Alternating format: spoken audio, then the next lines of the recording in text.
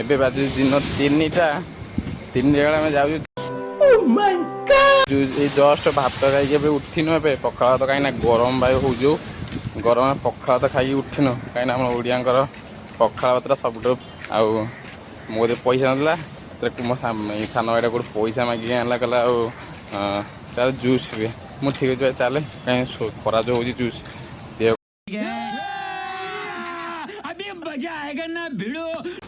Juice ପିଇକି ଯାଉଛି। ଦେଖ ଜୁସ୍ ପିଇକି ଆସିବ ନା ଗରମକୁ ଜୁସ୍ ପିଇନେ ପେଟଟା ଥଣ୍ଡା ରହିବ ନା କ'ଣ?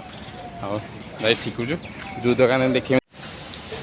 ରୁମ୍ରେ ବହୁତ ଗରମ, ମାନେ ଏତେ ଜୋର ଗରମ ହେଉଛି ଯେ ମାନେ ରୁମ୍ରେ ଶୋଇବାକୁ ହେଉନି। ସେଇଥିପାଇଁ ଗୋଟେ ଛୋଟ ଜାଗାକୁ ଏବେ ଆଇଛି। କାହିଁକିନା ଆମ ରୁମ୍ ପାଖରେ ଗୋଟେ ପାର୍କଟେ ଅଛି, ଏଇଟା ଛୋଟ ପାର୍କରେ ବହୁତ କିଛି ଅଛି ମାନେ ବସିବା ପାଇଁ। ଲୋକ ଶୋଉଛନ୍ତି ବି ଆସିକି ଜାଗାରେ, ବହୁତ ଜାଗାରେ।